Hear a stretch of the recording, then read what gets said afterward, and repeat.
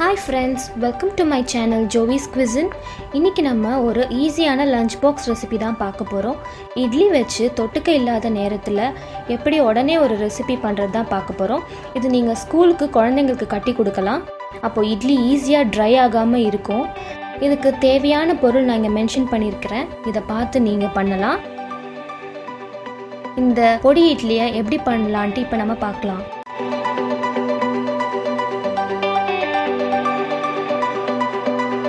இதுக்கு நீங்கள் ஒரு இட்லி எடுத்து அதை 6 ஸ்லைஸாக கட் பண்ணிக்கோங்க.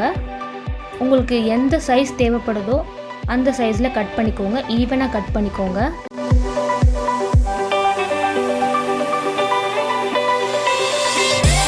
அதே மாதிரி மிச்சம் உள்ள இட்லியும் ஸ்லைஸ் பண்ணி வச்சுக்கோங்க. இதை இப்போ ஒரு மிக்சிங் பவுலில் மாற்றிக்கோங்க. இப்போது இது மேலே நம்ம இட்லி பொடி தூவ போகிறோம். இந்த அளவு இட்லிக்கு ஒரு 2 டேபிள் ஸ்பூன் அளவு இட்லி பொடி தேவைப்படும். இதில் கொஞ்சம் எண்ணெய் ஊற்றிக்கோங்க. எண்ணெய் ஊற்றி நல்லா மிக்ஸ் பண்ணிக்கோங்க. அப்போ தான் இட்லியும் பொடியும் நல்லா பைண்ட் ஆகும். தேவைப்பட்ட இன்னும் கொஞ்சம் எண்ணெய் ஊற்றி மிக்ஸ் பண்ணிக்கோங்க. இப்போது இந்த இட்லியை நம்ம தாளிக்கணும். அதுக்கு ஒரு பேன் எடுத்துக்கோங்க. அதில் கொஞ்சம் கீ ஊற்றிக்கோங்க.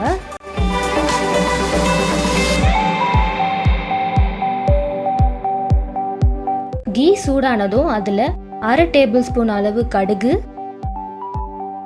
1 டேபிள் ஸ்பூன் அளவு உளுத்தம் பருப்பு, ஒரு கை அளவு கருவேப்பிலை இலை.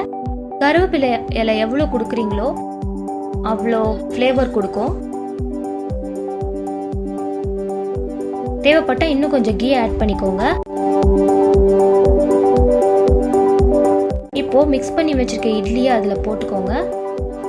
இப்போ நல்லா கிண்டி விடுங்க. ஈவனாக மிக்ஸ் ஆகிற மாதிரி நல்லா கிண்டி விட்டுக்கோங்க. தேவைப்படுற அளவுக்கு உப்பு மேலே தூவி விட்டுக்கோங்க.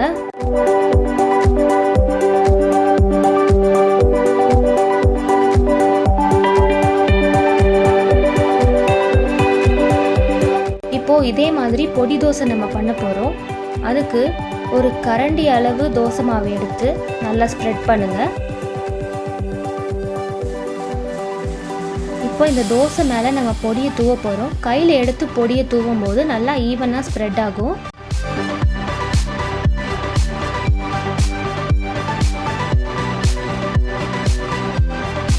இப்போ கொஞ்சம் நெய் ஊற்றிக்கிறோங்க. தோசைக்கு நடுவில் கீயை ஊற்றுனீங்கன்னா பொடி தோசையோட நல்லா ஒட்டும்.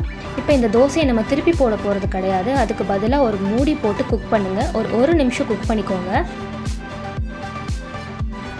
1 நிமிஷம் கழித்து நீங்கள் இந்த தோசையை சர்வ் பண்ணலாம்.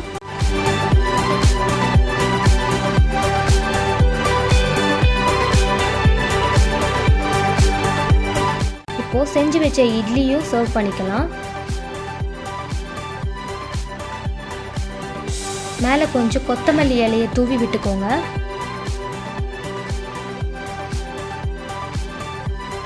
இதை நம்ம சாம்பார் வச்சு சாப்பிடும்போது நல்ல ஒரு டேஸ்ட் கொடுக்கும். இட்லி இந்த மாதிரி சாம்பாரில் டிப் பண்ணி சாப்பிட்டா ரொம்ப டேஸ்ட்டாக இருக்கும்.